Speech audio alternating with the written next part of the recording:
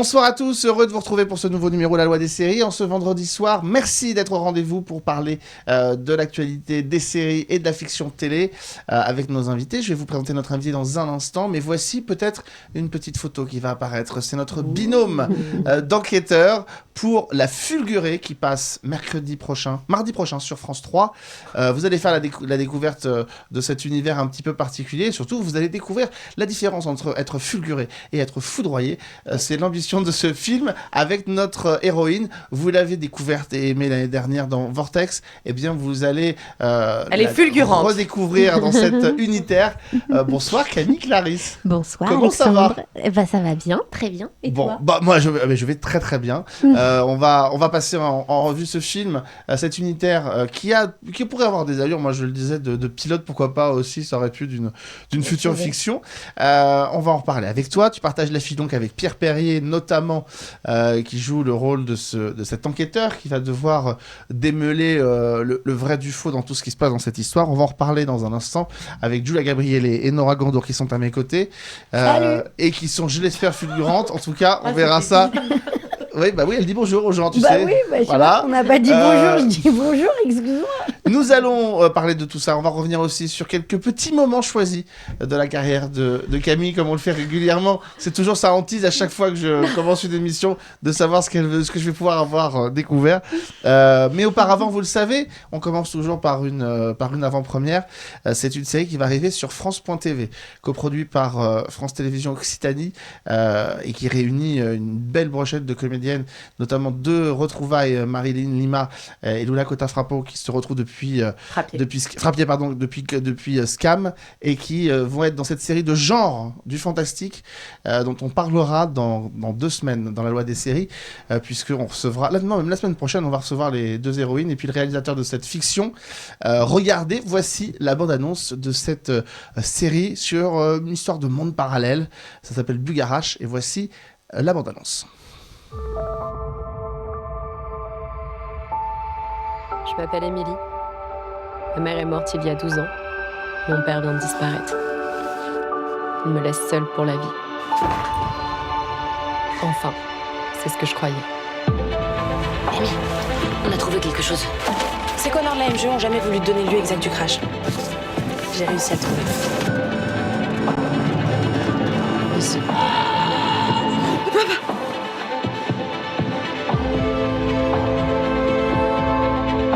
Une intense énergie inexplicable due généralement au mouvement tellurique. Sauf qu'il n'y a rien sur Bugarache qui explique ce phénomène et que, hasard ultime, c'est le même bordel qu'au Triangle des Bermudes.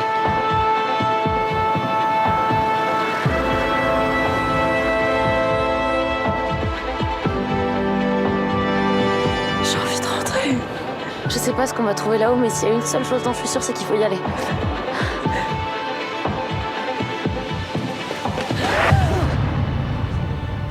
Et voilà, et pour la suite, eh bien, ce sera la semaine prochaine, on vous montrera la bande-annonce en intégralité dans La Loi des séries avec l'équipe de la série qui sera avec nous, et ce sera à partir du 31 mai prochain sur France.tv, ça s'appelle Bugarache, donc sur ce site qui est dans le sud de la France et qui est...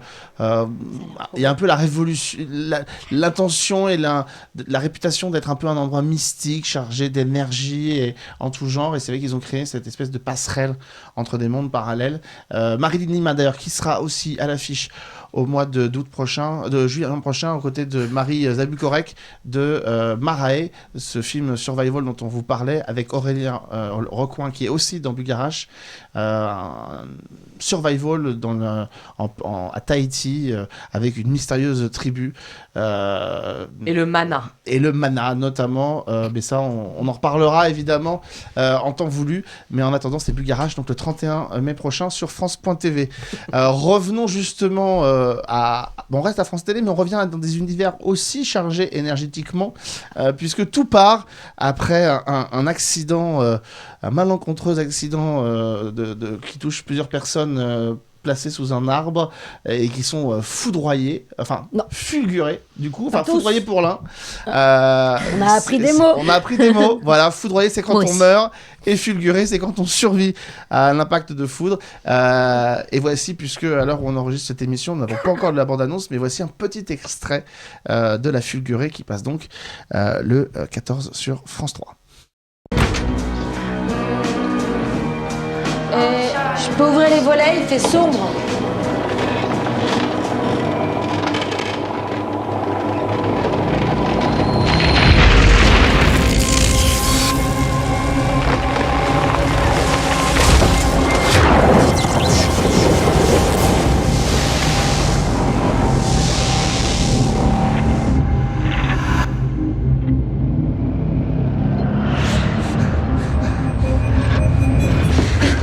Fermez, s'il vous plaît. Ferme. Excusez-moi.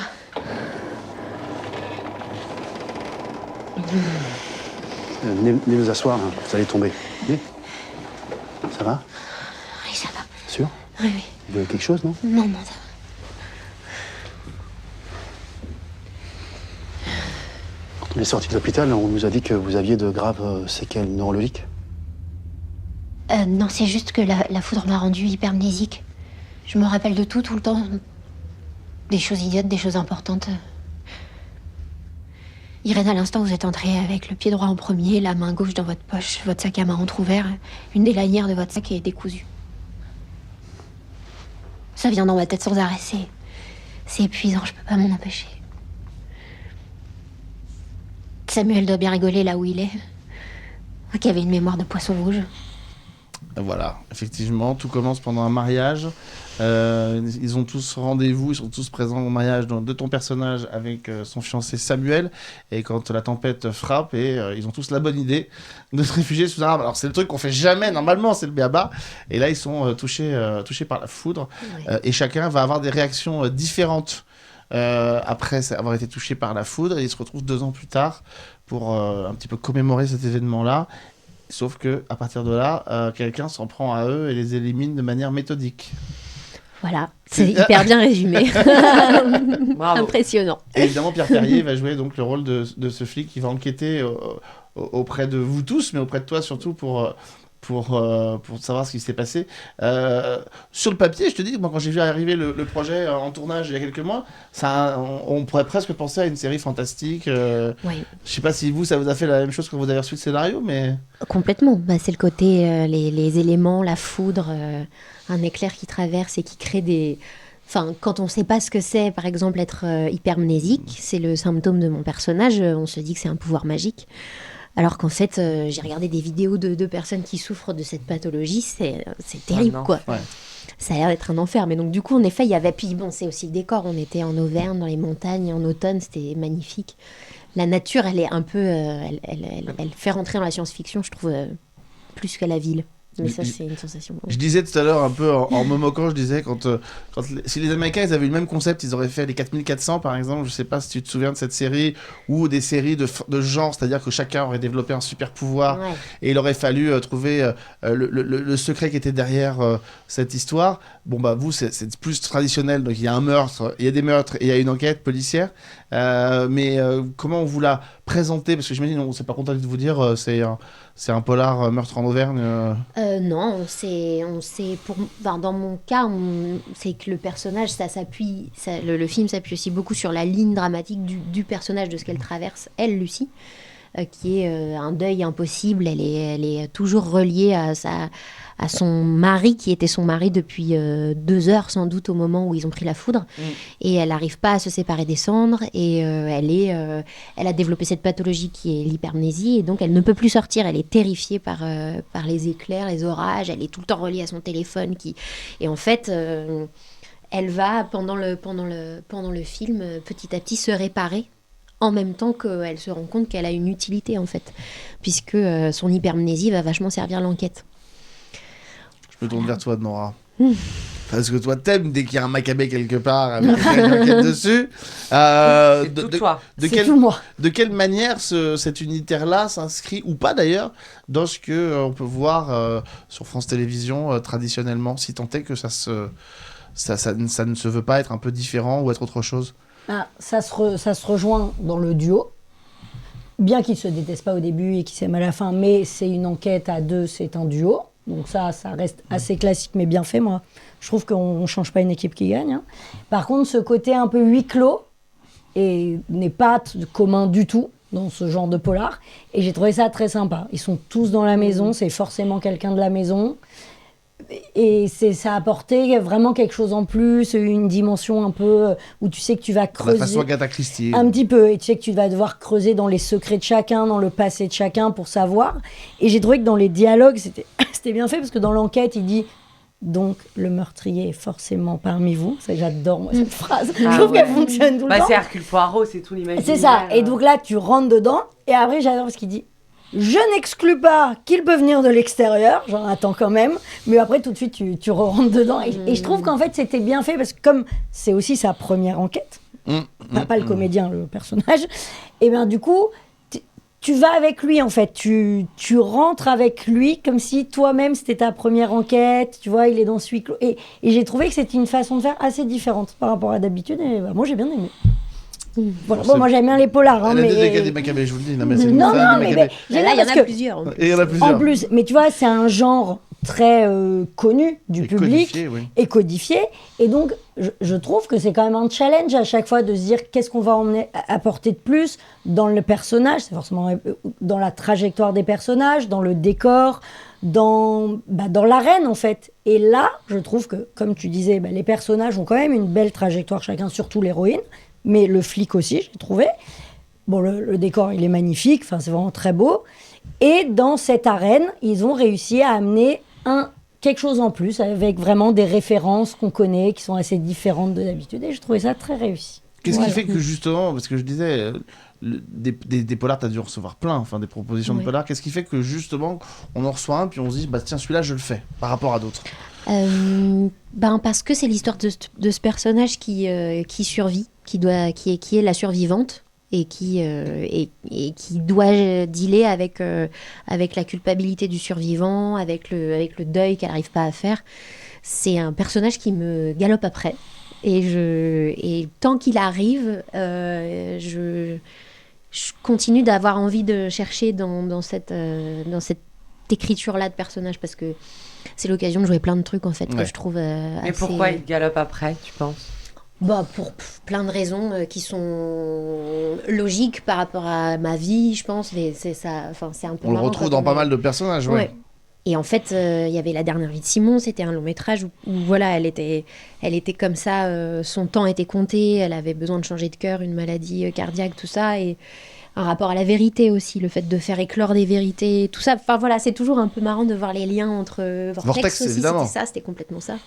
Donc les rôles ne choisissent pas par hasard, c'est ce que tu... Oui, ou alors c'est peut-être moi qui vais vers plus facilement, en tout cas, c'est assez marrant quand on commence à pouvoir faire un dessin comme ça de ce qui nous suit. Mais est-ce que par exemple la fulgurée, typiquement c'est un des rôles, parce que c'est toujours un indicateur de quelque chose quand qu'on aime ou qu'on n'aime pas les meurtras ou les polars comme ça, c'est toujours indicateur de quelque chose quand on commence à appeler des comédiennes et des comédiens pour être leader dans un de ces rôles-là. Est-ce que c'est quelque chose qui est venu du succès de Vortex, par exemple, et de la surexposition dans laquelle on t'a vu? On te connaît depuis 10 ans, mais il y a plein de gens qui t'ont découvert avec Vortex. Est-ce que d'un seul coup, il y a plein de gens qui se sont dit « Ah mais tiens, mais en fait, elle est vachement bien, on pourrait l'appeler pour faire quelque chose » ou c'est le hasard des calendriers? Non, je pense que ça a changé quelque chose, Vortex, parce que... je pense qu'on me fait confiance pour des rôles. Je sais pas si on peut me faire confiance, mais on veut me faire confiance. On me fait davantage confiance là pour des rôles comme ça qui tiennent une intensité dramatique sur la longueur. Ouais. Et c'est vrai que le personnage de Vortex, c'était vraiment ça, quoi, du début à la fin. Et puis aussi, c'était la première fois que je jouais une adulte, vraiment une adulte et une mère. Et je pense que c'est aussi ça qui a changé. C'est que longtemps, avec la voix que j'ai, avec je sais pas, quelque chose que je dégage, j'étais plutôt femme-enfant, jeune, voilà. Et j'ai mis du temps à pouvoir quitter ce costume-là.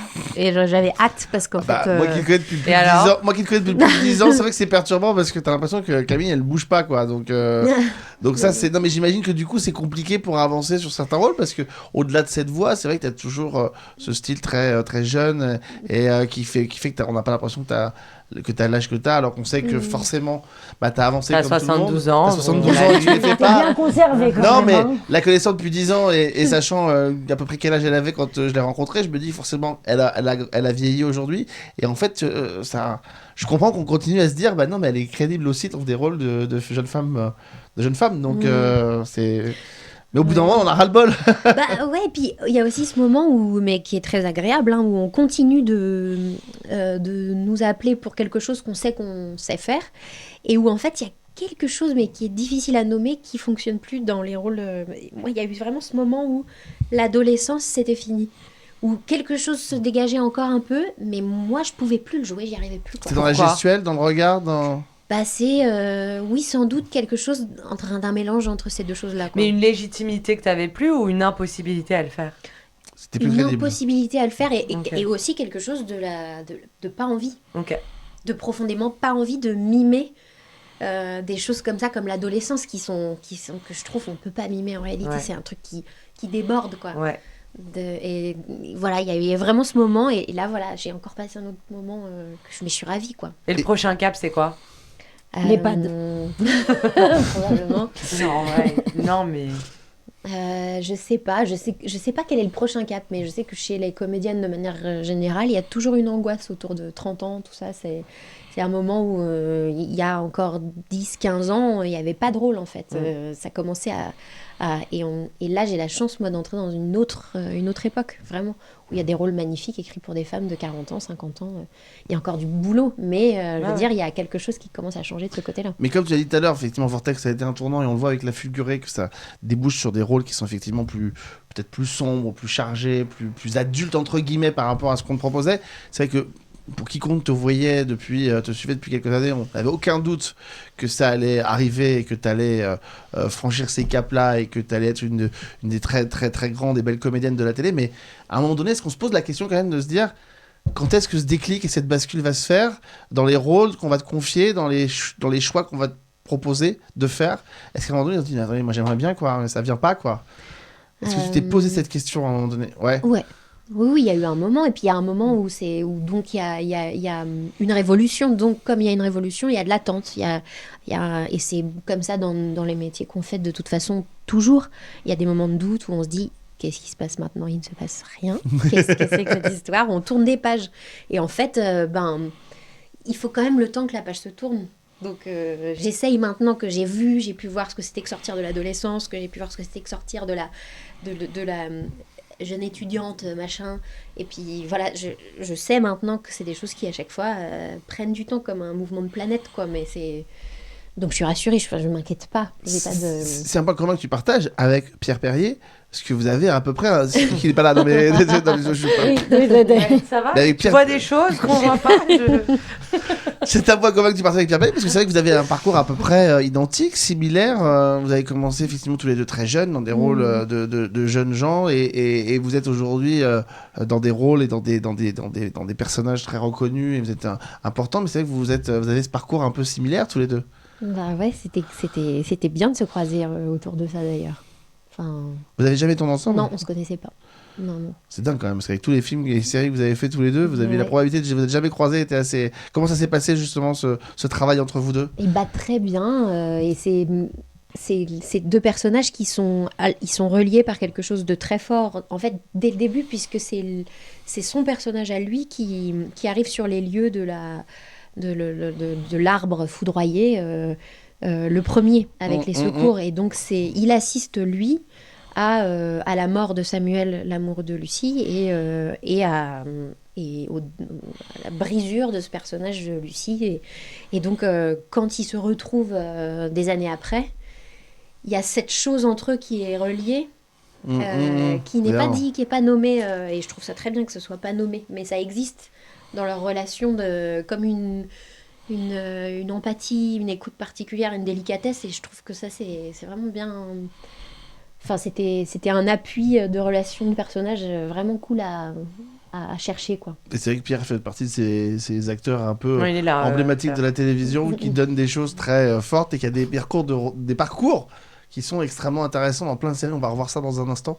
Mais tu vas rester avec nous parce qu'on a évidemment d'autres choses à voir avec toi. Et on essaie de pas trop spoiler la fulgurée parce que c'est vrai que c'est quand même un polar. D'ailleurs, est-ce qu'on te l'a présenté? Parce que moi, spontanément, quand je l'ai vu, je me dis, c'est marrant, ça fera un super pilote. Est-ce qu'on t'a dit que ça pourrait donner lieu à une suite ou pas? Moi aussi, j'ai trouvé que, en fait, c'était un peu, alors je ne critique pas, mais un peu dommage que ce soit un unitaire. Ouais. Parce que ça méritait vraiment. Enfin, il y avait plein de pistes lancées qui ça aurait mérité une série. Ouais. Enfin, ça faisait largement 6 épisodes. C'est-à-dire, ou on fait une mini-série autour de ça avec des choses à revoir, ou alors, clairement, on fait d'autres enquêtes avec elle, mais... Mais ouais, mais j'ai trouvé, tu vois, parce que même à un moment, il dit que vous vous connaissiez un peu dans le passé, parce qu'il était... Tu voulais savoir pourquoi. Il était ami avec ton défunt mari, du coup, enfin voilà. Mais non, mais tu dis, il y avait à creuser. En fait, on aurait facilement pu faire 6 épisodes. Chaque personnage avait beaucoup à défendre. Et non, ben, j'ai trouvé que justement, autant, moi j'adore les meurtras pour le coup, mais ça correspond vraiment à un unitaire. Je m'imagine aucun des meurtras en 6 épisodes. Mais là, j'ai trouvé de part aussi la reine différente et tout. Je trouvais que vraiment, effectivement, ça pouvait faire pilote qu'on développait. Voilà. Ça a été mentionné ou pas? Donc tu pourrais... Non, jamais. Non, hein. mais vous serez peut-être entendu, je ne sais pas. Surtout que les audiences en général sont toujours au rendez-vous sur, Et que Nora est très entendue sur France la 3. question. Non, pas du tout, malheureusement. Non, malheureusement, pas assez pour elle. Pas assez pour elle, mais heureusement bien assez pour nous. Sinon, on boufferait encore plus de polar. On va continuer avec Camille dans un instant. On va retourner, puisqu'elle nous a dit qu'elle avait fermé certaines pages, mais nous, on va réouvrir, parce qu'on est un peu On intrusif. réouvre le livre. Dans ce livre, on a quelques petites images à vous montrer, mais auparavant, un autre polar que vous allez voir arriver sur Apple TV+, c'est le remake d'un film avec Harrison Ford dans les années 80, qui devient une série, ça s'appelle Prisonnier innocent, et ça arrive donc en mini-série, et voici la bande-annonce. Personnellement, je dirais que c'est un sentiment qui grandit. Jusqu'au jour où vous réalisez que vous avez besoin de l'autre. Ça s'est passé comme ça avec Caroline. Elle réveillait une chose qui sommeillait en moi.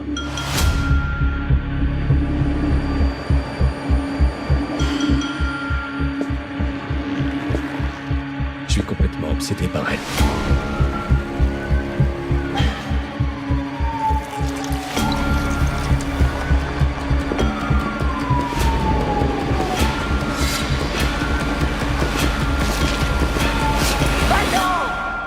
Tu savais que Caroline était morte?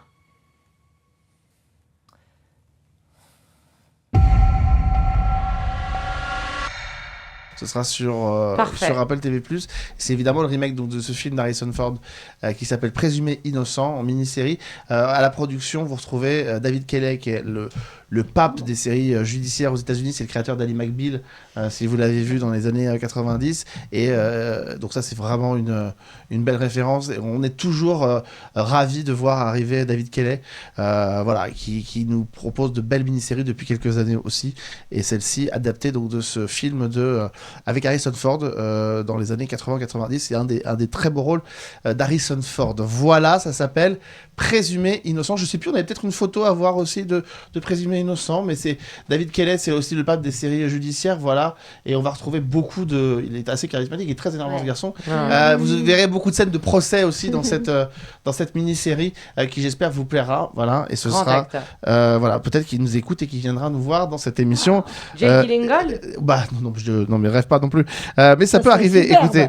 Revenons, on parlait tout à l'heure de votre parcours à Pierre et à toi. On va voir un petit montage photo de Pierre, vous allez voir l'évolution capillaire de ce garçon qui est très intéressant. On va le voir dans trois rôles différents. Ah, j'ai cru que voilà, alors là on a le montage. Il donc vous avez à gauche, vous avez les revenants sur Canal+, où il était évidemment l'un des mystérieux revenants. En haut à droite, c'est dans Clem, où il joue le petit copain de Clem dans les premières saisons.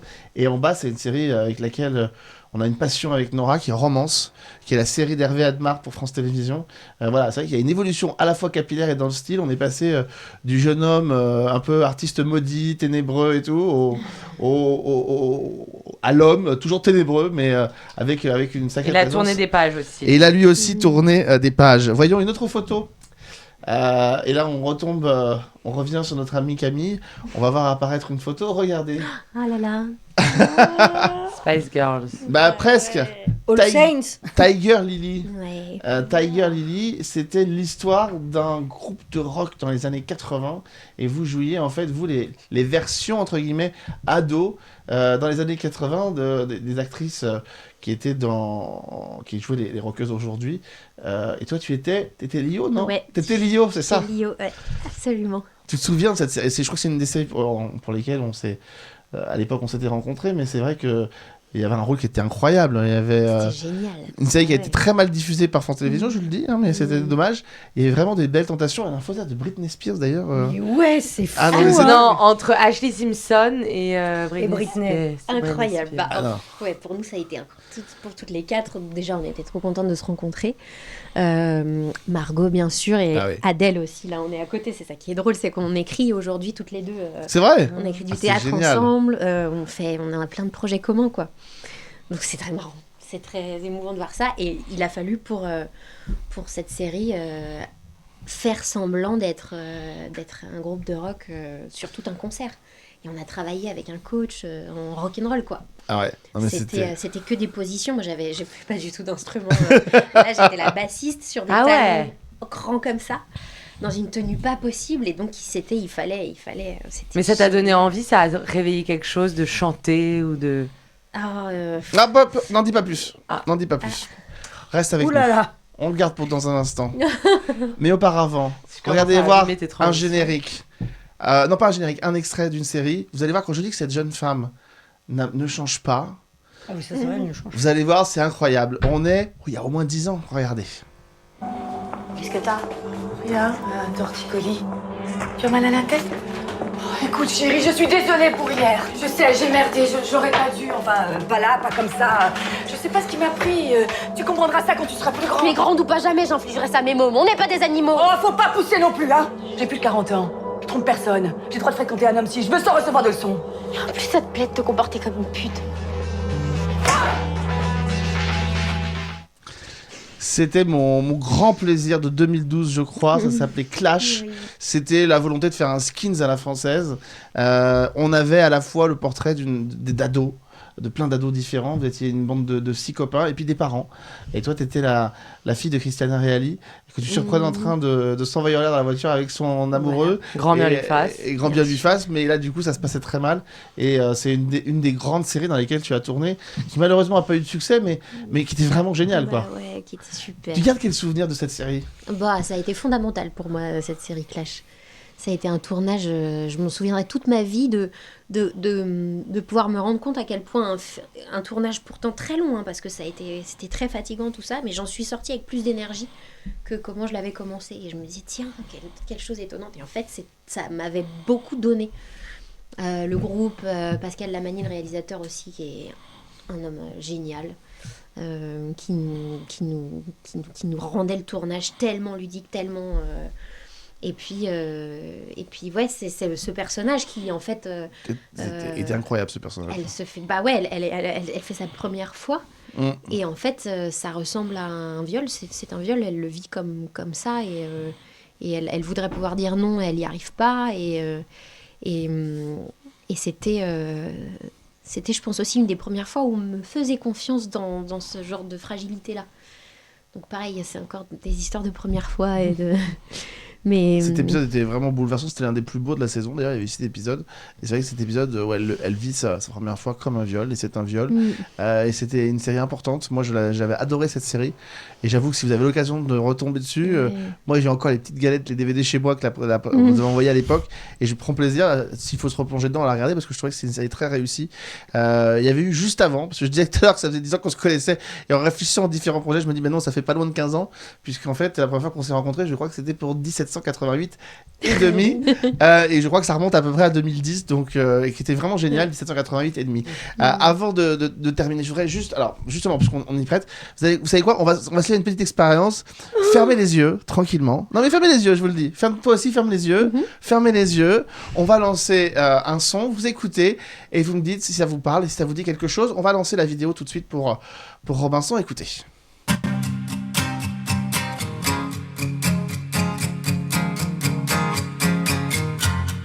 I wished I could have new skin.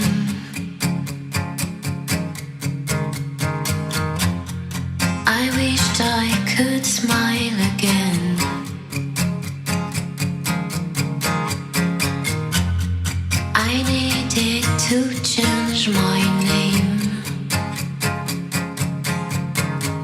to live, to go to no man's land.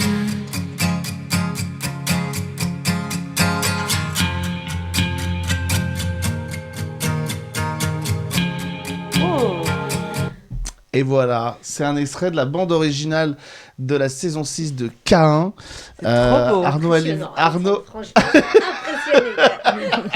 Arnaud Alivan qui compose la bande originale, qui avait même écrit le générique, la chanson du générique. Tout a été écrit, parce que c'est pas des reprises de chansons.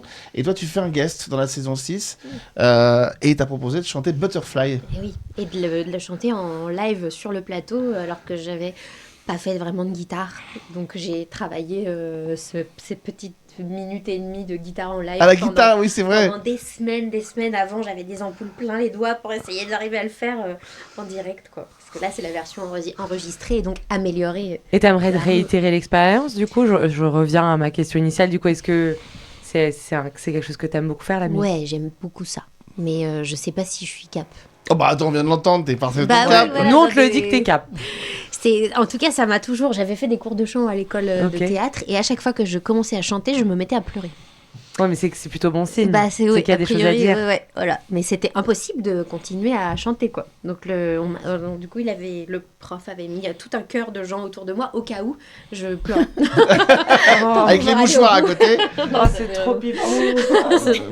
Donc, ouais. Mais moi j'adore la BO de K1 qui a été vraiment une très très belle réussite. Et c'est vrai que je me souviens qu'à l'époque j'avais découvert que tu avais chanté cette chanson-là. Je me suis dit, je vais réécouter. elle a vraiment tous les talents. Butterfly. Mais c'est drôle, t'as l'air plus mal à l'aise de t'écouter que de te regarder dans l'extrait. Donc pour toi c'est encore plus bouleversant. Oui. C'est la voix qui moi me pose toujours. Alors ton image, j'aime toujours regarder. T'étais pas particulièrement déstabilisée. Et puis j'arrive quand je suis gênée par l'image, je regarde à côté. Alors que la voix, t'es obligée de te la prendre. T'es obligée de l'entendre. Ouais, t'as l'air toute bouleversée là dans notre studio. C'est très joli. Butterfly, je vous invite. On mettra le lien de la chanson en intégralité pour que vous puissiez l'écouter.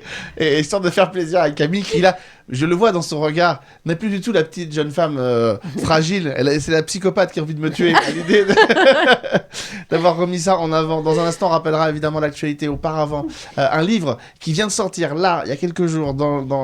Je fais une petite entorse aux séries, mais c'est un livre cinéma. Attends, je vais le montrer. Calme-toi 2 secondes. Voilà, qui s'appelle Paris Ciné Balade et qui est une balade dans Paris à travers pas du tout, à travers les films qui ont été dans Paris. Alors vous avez le Paris de Sautet, vous avez le Paris d'Agnès Varda, vous avez et tous ces lieux un petit peu mythiques, le Paris de Belmondo. Enfin voilà, vous avez plein de petits lieux avec des cartes de Paris dans lesquelles vous baladez. Donc vous le faites entre maintenant et début juin parce qu'après avant les JO c'est même pas la peine d'y penser. Mais enfin voilà, c'est une très belle idée avec des cartes et plein de belles choses.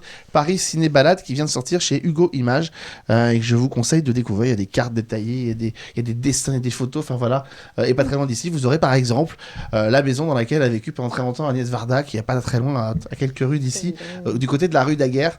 Donc voilà, pour ce livre, si vous aimez le cinéma et les balades, ça vous fera plaisir. Et puisqu'on va terminer avec une bande-annonce, puisque il est actuellement à l'affiche d'une série sur Netflix qui s'appelle Fiasco. Alors pour les uns, c'est une série géniale, pour les autres, c'est un vrai fiasco pour le coup. On vous laissera vous faire votre propre idée, mais en attendant, il sera aussi le héros d'un film à venir. C'est fait par l'équipe qui a fait Les Trois Mousquetaires. C'est un rôle qui avait été tenu dernièrement, il y a 25 ans maintenant, par Gérard Depardieu à la télévision, sous la houlette de José Dayan. Pierre Ninet enfourche le costume de Edmond Dantès dans Le Comte de Monte Cristo. Et voici un petit extrait du teaser. Le film sera présenté en avant-première à Cannes. Regardez. J'ai rien fait, je suis innocent. Je suis innocent.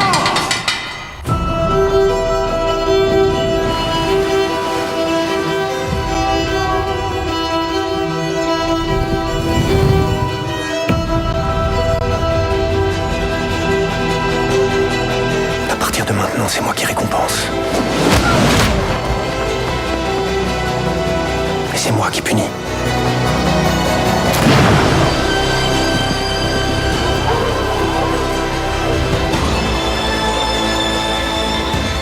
Ce n'est pas de la vengeance. C'est de la justice.